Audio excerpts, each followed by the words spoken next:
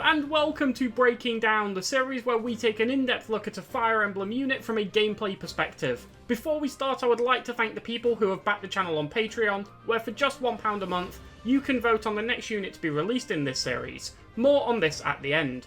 Today we will be looking at the second son of Count Burgles, Caspar. Whilst this series is not focused around plot, there is always a chance for spoilers, and certain elements of the game and its structure and story will inevitably be mentioned, so if that is a concern for you, feel free to give it a miss. Also, where relevant, this is considering the maddening difficulty on a regular new game file, with no exploits or excessive grinding. Caspar is a member of the Black Eagles, so if you choose those as your starting house, you will have him available from Chapter 1. If you choose either the Golden Deer or Blue Lions, he will need to be recruited. Unlike most students, Caspar's recruit requirements cannot be circumvented by getting Byleth's B support with him, as his B support does not unlock until Part 2. This means that his recruit requirements have to be met. These lie in Brawling and Strength, vary based on Byleth's support level with Caspar, and can be seen on screen now. At most, the Strength requirement is 10, and considering Byleth starts with 13, this is never something you have to worry about, it's met at base. As for the Brawling requirement, male Byleth has the advantage here, since raising his Brawling can be quite desirable anyway, but even for female Byleth, getting up to a D+ to meet the C+ support requirements isn't too much of a chore if you did want to pick Caspar up, especially when considering the boon in the area and the E+ base rank. In either case, Caspar won't be too difficult to recruit. Caspar's personal ability is Born Fighter, which gives adjacent enemies -10 avoid. This is pretty nice. Whilst it does only work from one range, meaning ranged attacks from Caspar don't directly benefit from it, it still will help him out personally in a lot of situations. The fact it decreases opponents' avoid also means his allies are free to take advantage of this, bolstering the other members of your roster too. Being able to take advantage of this on both faces of the game also helps it retain its use as the game progresses, regardless of what build Caspar chooses to pursue. All in all, this is really solid. Caspar does not have a crest, so doesn't get any of the effects that one may give. It also means that he will take 10 damage when using relic weapons or equipment in combat.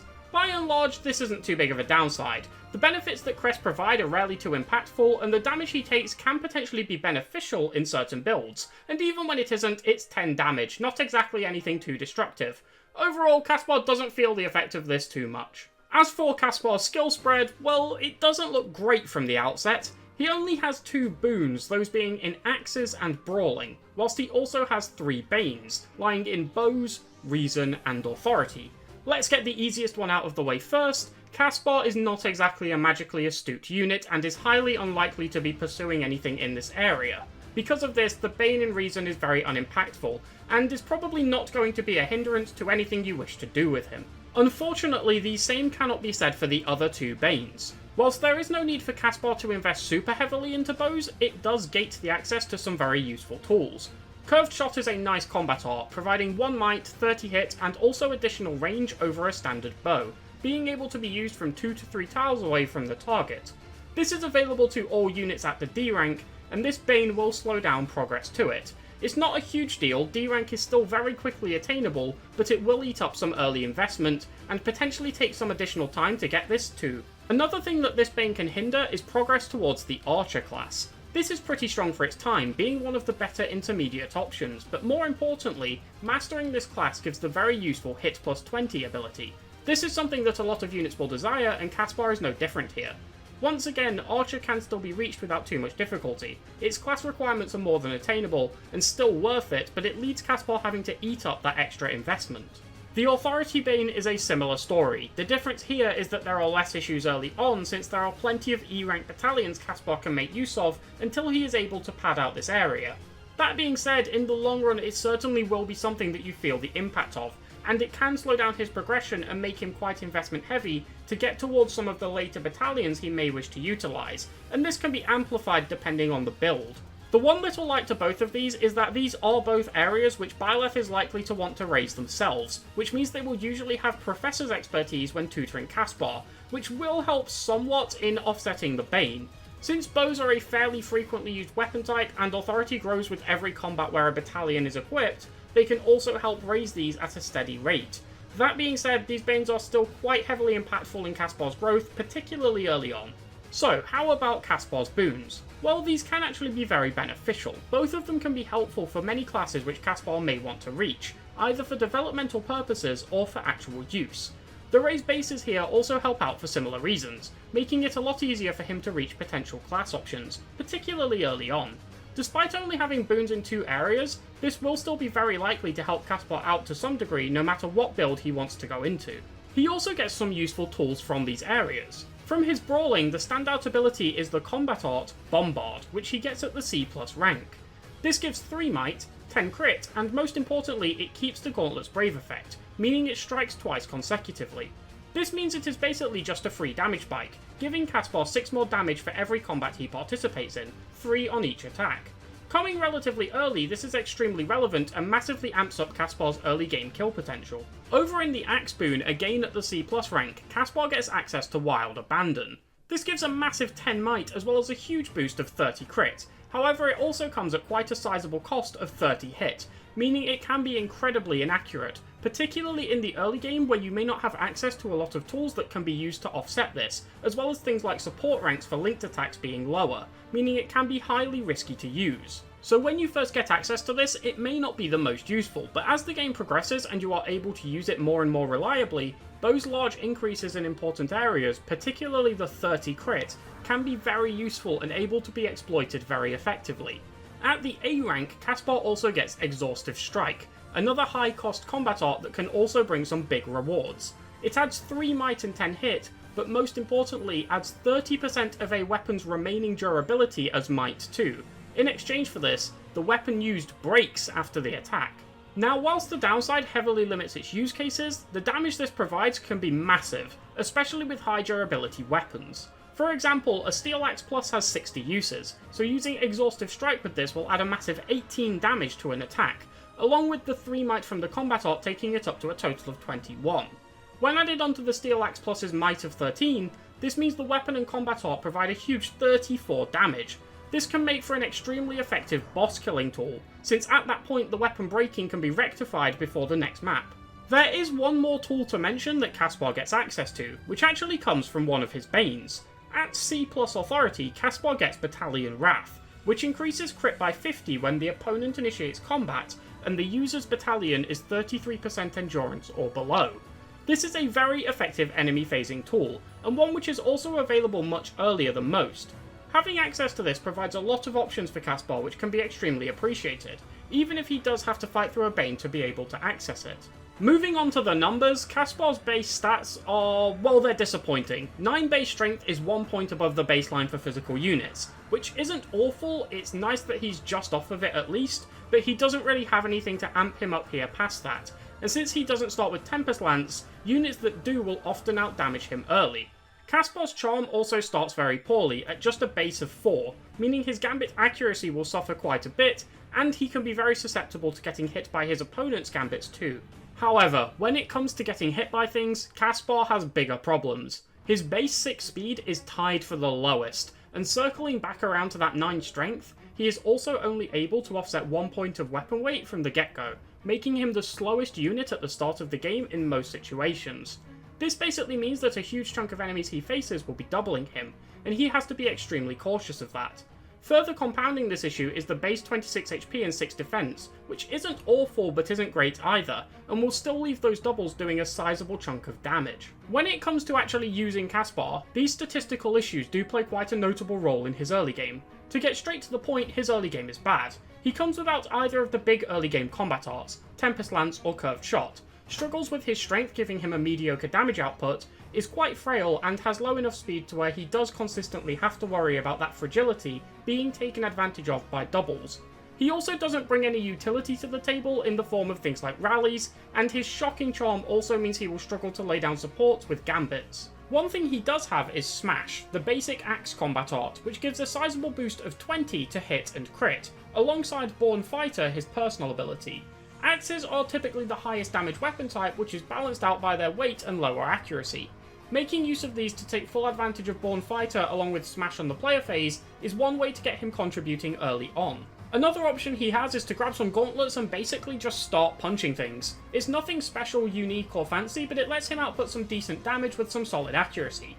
It's also worth giving him a fair bit of bow combat early on, since any help he can get in pushing this up a bit higher can be quite beneficial. Regardless though, there isn't much you can do to avoid a lot of the issues in the early game, and Caspar is definitely a unit who needs dragging through it. One thing that can be worth pointing out here is that he is likely to get doubled by most enemies anyway due to his low speed and only offsetting one weapon weight at base, so with that in mind you can afford to weigh him down a bit and have the biggest drawback, that being the attack speed reduction, be negligible, since he is already so slow.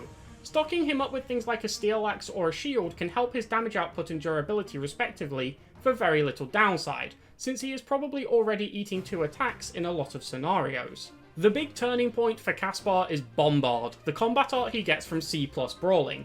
This allows him to become a sizable threat on the player phase, and it is available quite early. Now, if you wanted to bump bows up to D to grab curved shot straight off the bat, I certainly don't think it's a bad idea, but honestly, I think the best plan is to just pump everything into his fists and just rush that C+ Brawling as soon as possible. It's worth noting that if you get his Brawling up to D by Chapter 2, you can also kit him out with Steel Gauntlets here. 100 class EXP through a Bane is quite a lot early on, and whilst curved shot certainly makes him better, it doesn't make him good, just less bad. The 2 to 3 ranged option with bows along with 30 hit is greatly appreciated, but Bombard makes him an immediate player phase threat, and most importantly, gives Caspar some much needed self-sustainability, a way to earn EXP without needing to be set up for kills by his allies. Whichever way around you choose to go for these, the other of the 2 should definitely be your second objective. At some point on the path to these, Caspar will reach level 5 where he will want to go into Fighter. The additional strength granted whilst in the class is valuable, and when mastered, strength +2 allows for some further enhancements to his damage. Caspar is able to certify for this from base, so you don't need to worry about doing anything to reach this. Mastering Fighter also grants Shove, a positional combat art which allows you to push an ally 1 tile forward, which can also provide some useful utility. Once Caspar has Bombard, he can start to have a very viable player phase impact. From here, you will want to start focusing on Caspar's axe rank. At level 10, your first port of call will want to be Brigand, which requires C axes to guarantee qualification. The class itself gives 2 strength, a modifier which can be exploited even further with gauntlets, since these always strike twice on the player phase. More importantly, mastering Brigand grants Death Blow, an ability which increases damage by 6 when the user initiates combat. Once again, when making use of gauntlets, this is basically 12 additional damage on each player phase for Caspar, which is a massive boost to his kill potential. The other intermediate class that you will always want to master here is Archer, for its mastery ability, Hit +20. This ability has the self-explanatory effect of increasing the hit of all attacks by 20. This includes Gambits, so can really help Caspar compensate for his struggling charm. Outside of this, it is just a general boost to reliability that Caspar greatly appreciates. Archer requires C bows to guarantee certification, although due to the Bane in this area, it can be desirable to gamble this lower at D+ instead. Overall, this is definitely worth picking up. It's also worth bearing in mind that there are some classes here that Caspar can jump into in order to pad out his stats if necessary. Armor Knight requires C axes and D heavy armor to guarantee the certification, and should you class into this, Caspar's defense will be raised to 12. Since C axes is the requirement for Brigand, you can just opt to pump heavy armor up to E+ and gamble this qualification for some free stats, which is definitely worth doing just to help out his early and mid game by providing him with a tad extra bulk. Thief requires C swords to guarantee the qualification, and this brings 11 dexterity and 11 speed to the table, so if Caspar is behind in either of these areas, you can quickly class over to this to patch them up. While we haven't yet covered any sword investment, it is something that can be useful on Caspar, although I'll go more into this shortly. For both Armor Knight and Thief, it's likely that you won't actually want to make use of any of these classes, you just want to jump into them for the bump to Caspar's stats. Before we go any further, it's worth briefly talking about Caspar's authority investment, which you will want to keep growing at a steady rate. Firstly, this will allow him to equip any battalions he may wish to make use of throughout the game, regardless of which paths he chooses to go down. Secondly, it can grant him access to Battalion Wrath, a very potent enemy phasing tool, which increases his crit by 50 when his opponent initiates combat, providing his battalion endurance has 1/3 or less. Whilst the primary use of this is a little further on from now, you can make use of it with the previously mentioned Armor Knight class as a protection tank, should you find yourself in a situation where this proves useful. If you opt to do this, you will want to use things like shields and battalions to maximise Caspar's defense to be able to fully tank the hits of physically attacking opponents, and then strike back with a crit fueled by Battalion Wrath to eliminate them.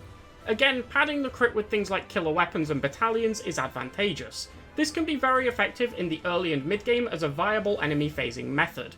Whilst you can look to continue with protection tanking on Caspar later into the game, I personally am not a huge fan, as he lacks an armor boon to keep this option being very low investment, which is where this choice really excels. One option that you can look at during Caspar's advanced pathing is to go into Grappler, where he will remain for the rest of the game. This is a very low investment option that allows Caspar to make use of his Brawling boon to acquire this very easily.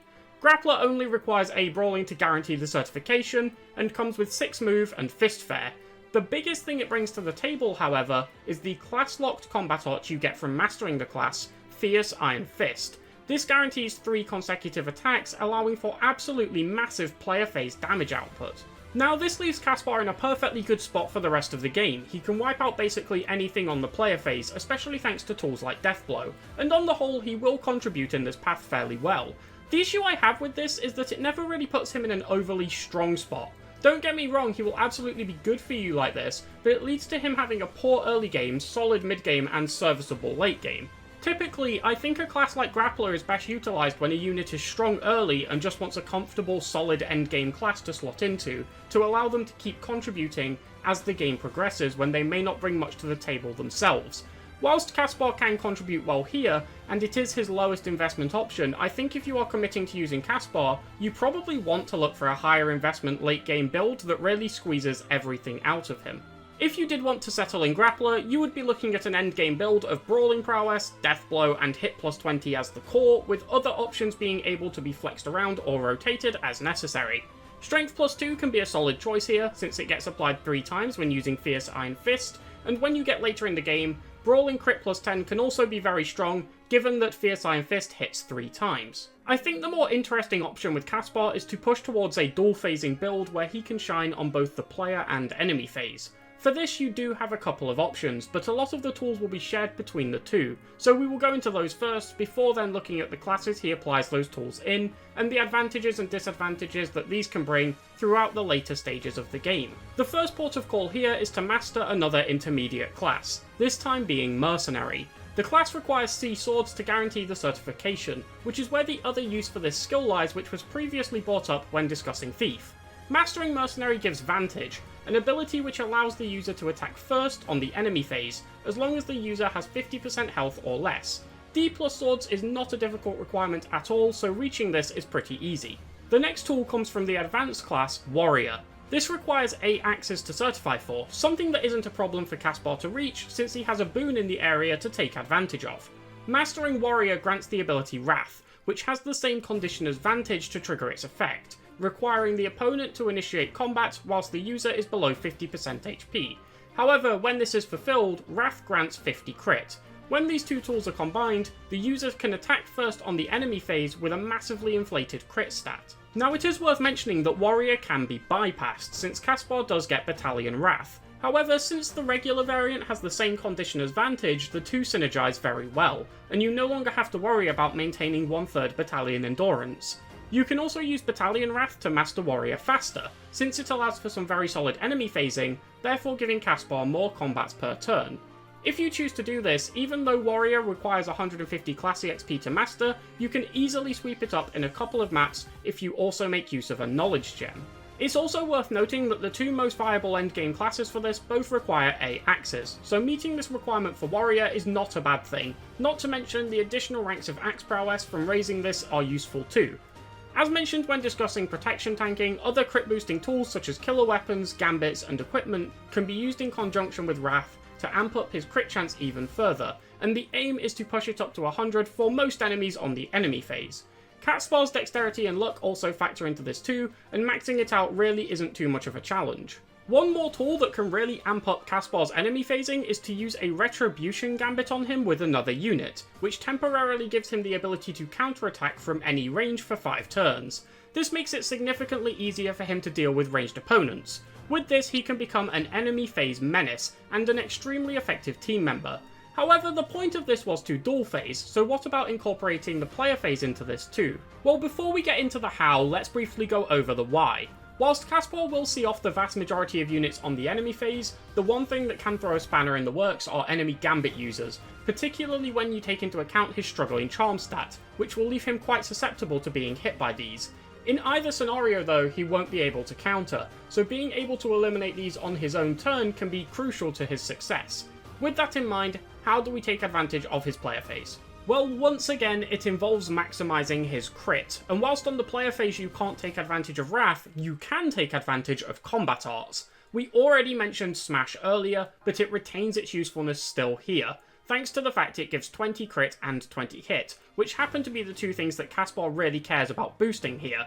This means that even on the player phase, Caspar is very effectively able to stack crit. The other combat art that can really help with this is Wild Abandon, which he gets at C+ axes, something you will have definitely reached on the path to Warrior. This offers a massive boost of 30 crit, which can help make these a lot more secure, however it also comes with a deficit of 30 hit. The key thing to note here is that typically hit is much easier to pad out than crit, so there are often times where this trade-off is worth it. This is particularly true on the player phase when you would be using this art due to the presence of linked attacks. With both of these combat arts, you will want to make sure you're carrying around a good stockpile of Killer X pluses on Caspar at all times, since both of them cost 5 durability along with any you may end up using on the enemy phase, and you don't want the weapon to break and to be stuck with a broken axe in the middle of the EP. Of course, make sure you keep stocked up on Black Sandsteel too, so that you may do any necessary repairs between maps, which is particularly relevant for Paralogs since you can't revisit the monastery to buy more between these. So the only thing left to go over is which class you want to go into in order to take the most advantage of this dual phase setup, and there are two clear frontrunners. The first is a class which is very obviously strong for Caspar, and that is Warmaster. This requires A brawling and A axes to guarantee the qualification, which makes this an easy choice. The axe requirement will already be met if you go all of the way for getting Warrior, and the brawling requirement shouldn't be too far off if you pushed for and made use of Bombard earlier. This comes with a couple of useful things. First of all, it once again brings 6 move, which is passably okay for a class at this stage. It also brings Axe Fair to the table for an extra 5 damage on all axe attacks, which is essentially an extra 15 damage when you factor in the criticals that this build really pushes for. On top of this, the class also brings a strength modifier of 5, so this once again amplifies the damage even further. Long story short, the class hits very, very hard. However, by far the biggest draw of Warmaster is its unique innate ability, Crit plus 20. Considering how much we have discussed crit so far, it should be plain to see how this can be extremely impactful. An unconditional 20 crit that is active on both phases of the game can improve consistency incredibly, or free up resources that may no longer be needed to be attached to Caspar, such as equipment like a crit ring, or high crit battalions which can now go to other units who may also need them. Speaking of battalions, the class being grounded can actually benefit it in regards to these, since there are a lot more grounded battalions that Caspar can make use of, as opposed to the flying options which can be limited and very contested.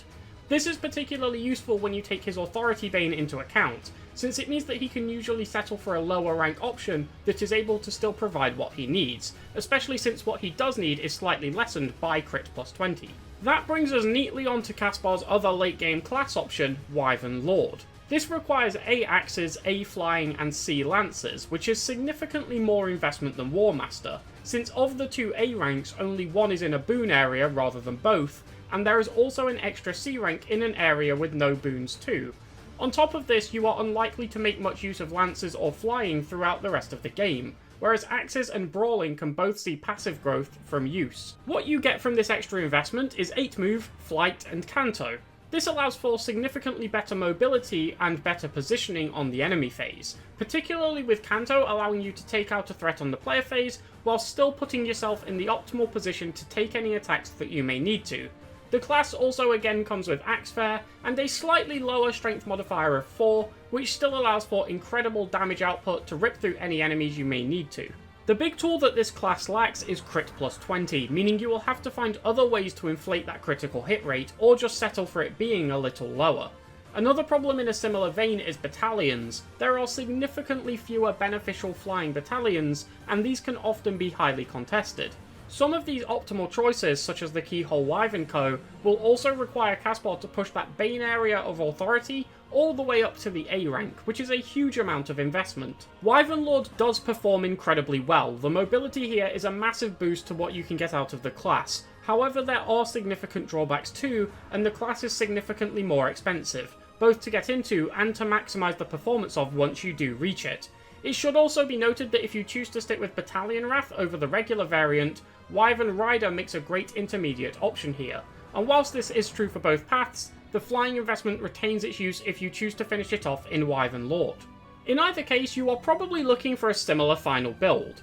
Axe Prowess, Hit plus 20, Vantage, and Wrath are all extremely good, and for the majority of the game, Death Blow will occupy the final slot.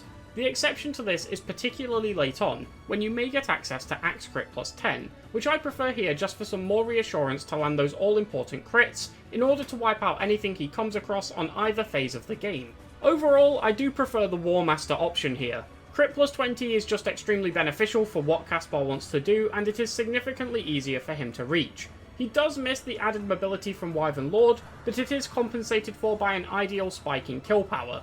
The ability to better utilise lower rank battalions is also very appreciated.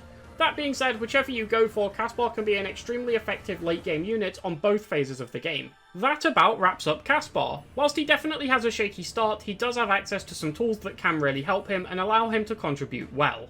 I hope this helps you to get the most out of him. I would once again like to thank the people who have backed the channel on Patreon. The support is greatly appreciated. When this goes live, the poll on there for the next unit to be released will have 24 hours remaining on it, so if you want to get involved and have your say, you can still do so for just £1 a month. A link is in the description. If you want to discuss this video, the channel, or Fire Emblem in general, consider joining the Discord. Thank you for watching.